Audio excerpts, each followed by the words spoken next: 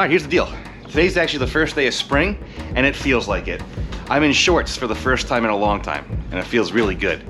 But I wouldn't be surprised if it snows one more time before we get consistently warm weather for the season. But we got a beautiful day today, and I can't waste it. I'm gonna take this kayak, get it on the river, and see how many fish we can actually catch. Now, I haven't been on the river in a few months, so today's gonna be like a little bit of an exploratory mission, see if we can find where these different fish species are holding up. And maybe we'll even catch a few as well, but it's enough yapping. Let's get on the water and get after it.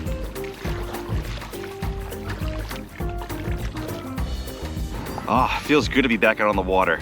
It's warming up fast today too, so I'm probably gonna take this layer off as well. Springtime on the river is a pretty fun time because the fish stage up in pretty predictable spots. What I'm gonna be doing today is looking for a couple different species. Smallmouth, carp, and catfish are the big three. And all three of those fish are gonna really focus on the shallower areas of the river right now. The river's dirty. We probably have 6 inches of visibility and high sun. And so areas that are shallower water with a muddy bottom retain that heat a lot better, and that water temperature rises. It's been a long, cold winter. Everyone's trying to get warm right now. So those areas that are gonna get warmer faster are gonna hold bait and hold all the fish that I'm looking for here right now. So I'm gonna paddle around to those types of spots and see what we can't find. Just standing up on the kayak here, going around some of the shallower areas, see if I can't see some carp. There was definitely some carp right there. Those big mud clouds give them away. The water's a little higher and dirtier than I was expecting it to be, so it's making it a little harder to see into the water, but we're still near some fish. We can probably get set up for carp around here and catch a few. Yeah, more carp over here. I brought my Finesse light outfit out. It's a 1000 size reel, and it's got a 4-pound mono leader with a little crappie jig on it right now. I don't think I need to go this Finesse right now since the water's super dark, but I was hoping to try and find like a white bass, a crappie, or maybe a drum, something I could use for bait for some catfish a little bit later in the day. And I think I'm gonna start throwing that around here right now, because if I catch a smallmouth on this size tackle, it's gonna be a lot of fun. So that's what I'm gonna do.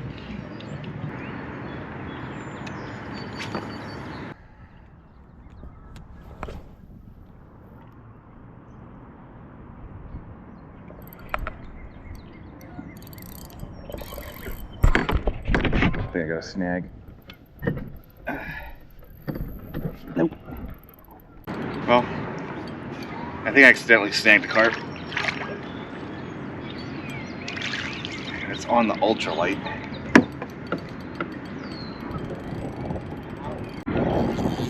On the 1000. It's just light tackle fishing for carp.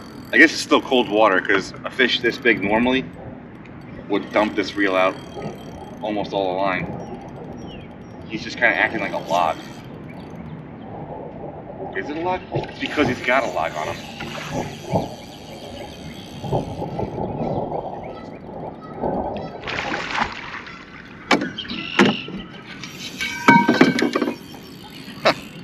The pole fell out, didn't it?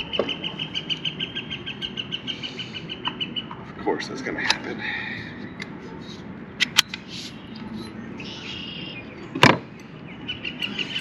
This guy's got half a tree with him.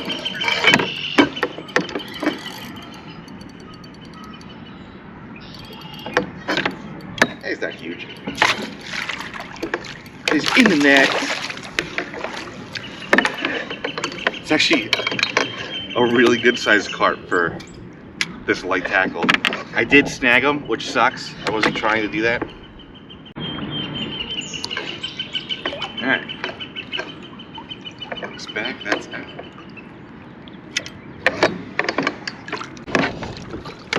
Oh, that one might be close to a 30. That's a big fish for the first carp.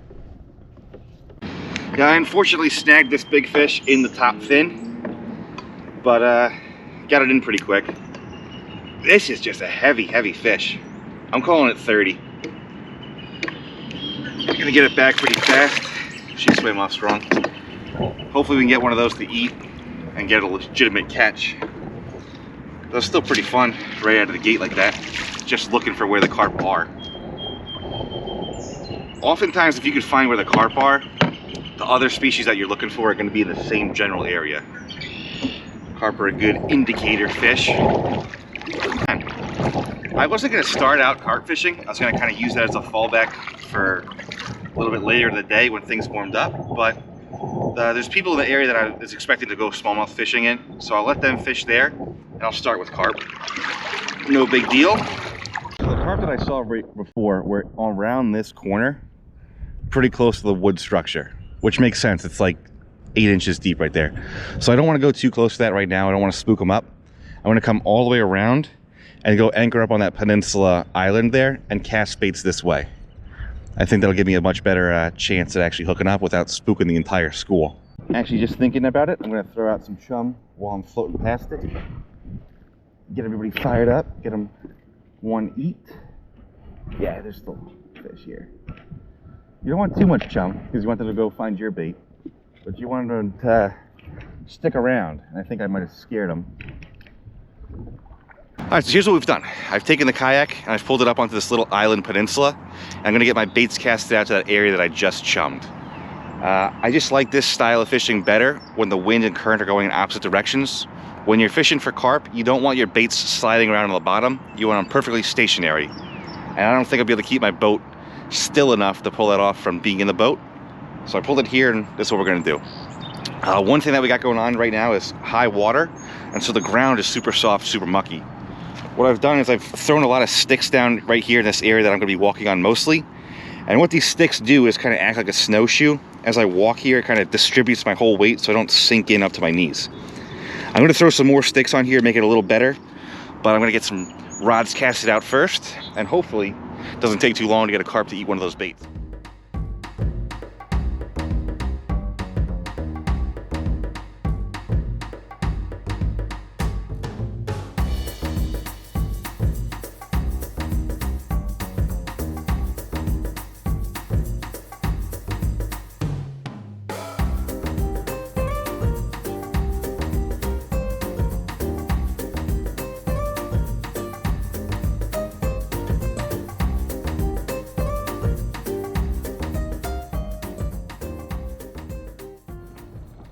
Here we go. First hit, first hit.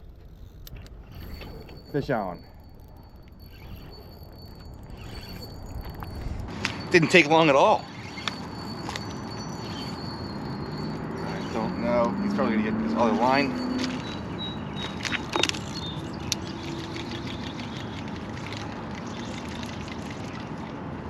Alright, I had to clear that second line.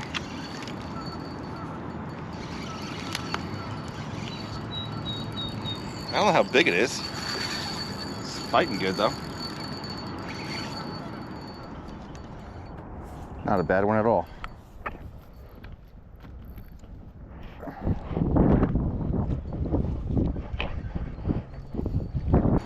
In the net with some trash. All right, here we go. Not bad. This guy fought pretty good, especially considering his size. He's probably, I don't know, 9-10 pounds in that ballpark. He makes that first one of the morning look even bigger, but he fought real good. We'll get her back. Gonna put her over here.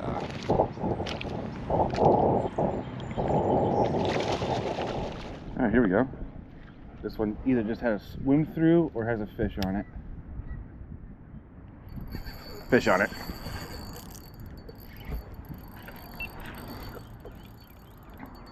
All right. This one doesn't feel as big. I'm gonna try and pull him away from that other line to not have to ruin the whole spread.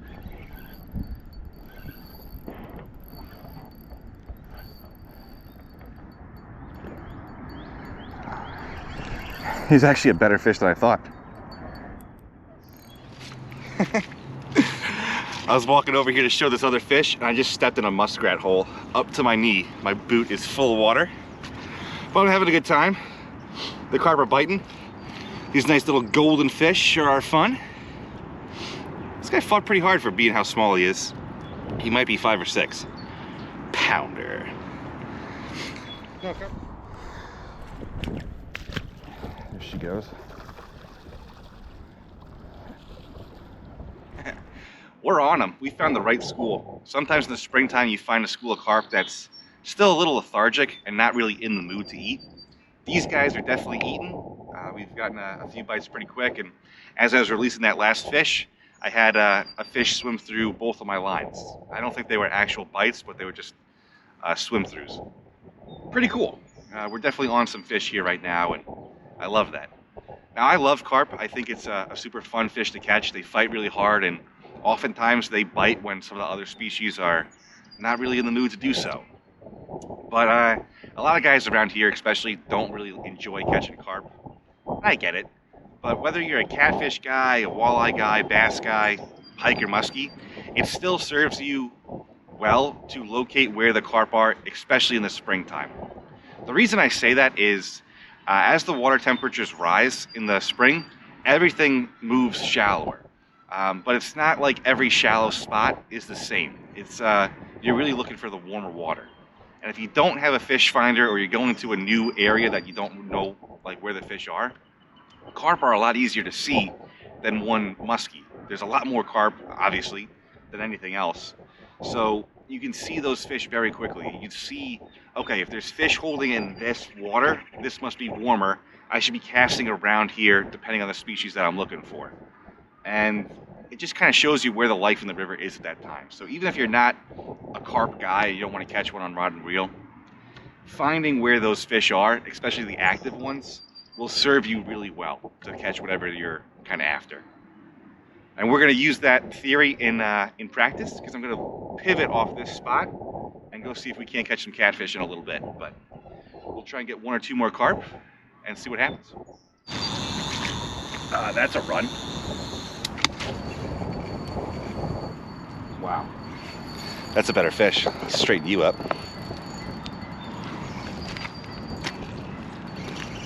Oh.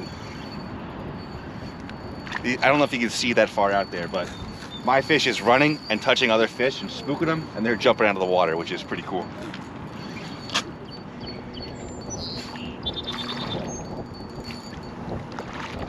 In net. That's a pretty one. Another carp on the day. Here's that next carp. Nice, pretty golden one. He fought pretty well too. Not the biggest, I guess around 10 pounds again, but strong. Strong, fun fish. We're probably gonna give this area maybe 15, 20 more minutes, see how many more we can catch. I need to go find a different spot for some bigger class carp, or see if we can't put that theory into practice and get a catfish. Pretty cool though. I'm just gonna release this fish over here. Might be a little bit easier where I don't almost kill myself. Still got soaked.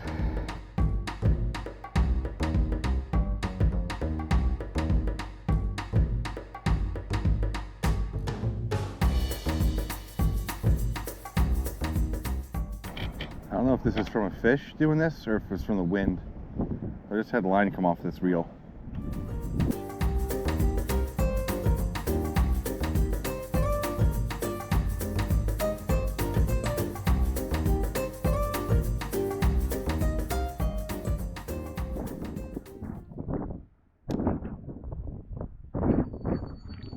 Yep.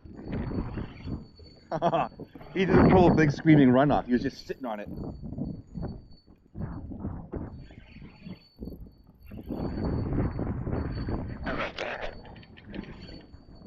He looks decent too. Here's that next carp.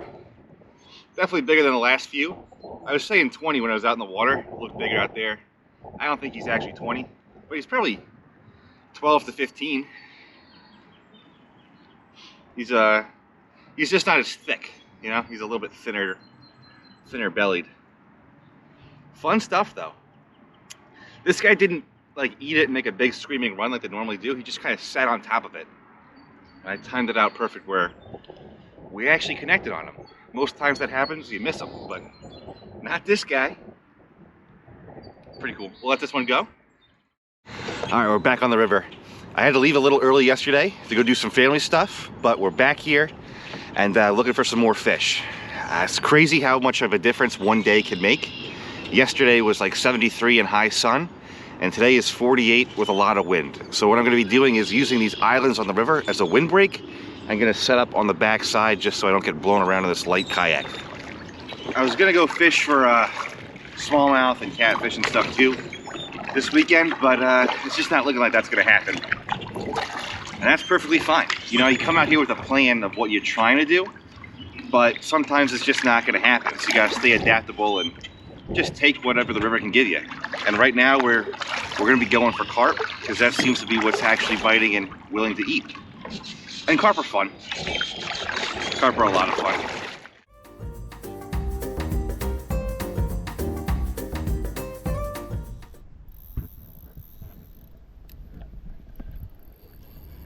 That's a big one. That's a good one. And of course it's on that branch. Can I go down and around?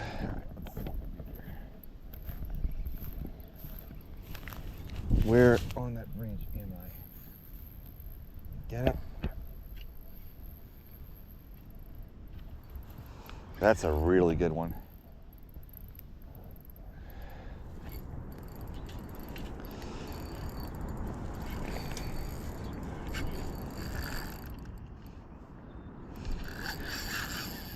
I want to pull him back over this way, but he's on this branch somehow, like just on the tip of that branch.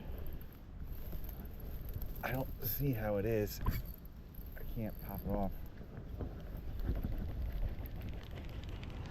Line snapped.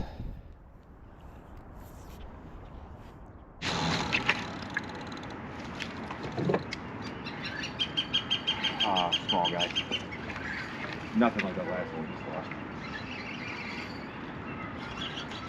Ah, it's alright, we can plus this guy somehow. What is going on? I don't know what's going on. I just keep losing fish. I just lost a giant one right before this one because my line snapped on that branch. And this guy, I guess I didn't let it take it long enough because the hook popped out of his face. Brutal. Brutal!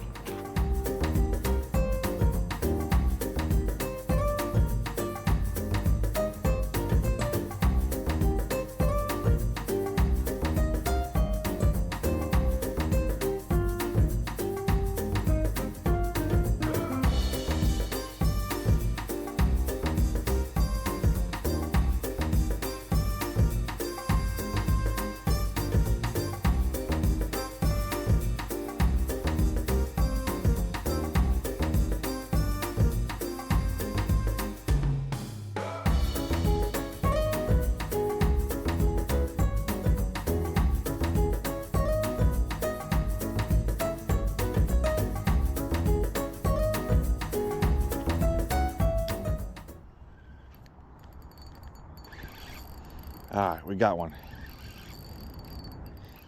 It's not very big, but we got one. Finally.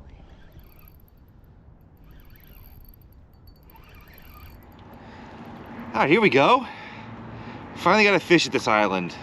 We lost one much bigger than this one. I mean, that one had a tail that was like as big as this fish, pretty much. This one's probably 5 or 6 pounds, but it's nice to know that they're biting. The wind's really starting to pick up, and it's making it feel a lot colder than it is. I just checked my phone, it's saying it feels like 27. And I gotta tell you, it's very cold. But the fact that the fish are biting in this weather is a nice change of pace. We'll get this one back, throw new baits out there. Hopefully get another chance at a really big one. But I'm glad to see that we're actually catching something. Well, the wind's starting to pick up pretty good, and it's getting pretty chilly out here. I'm gonna wrap it up here shortly. But I had a good time this weekend. You know, I caught some good-sized carp. We lost some good-sized carp. But the important thing is that we found them. In the springtime, that's really the most important thing, is locating where your fish are. I wanted to try and find a couple different species and was really using this weekend as like an exploratory mission to locate where some stuff is.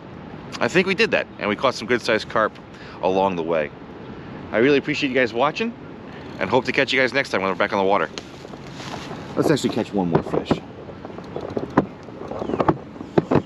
If we could just get this in here.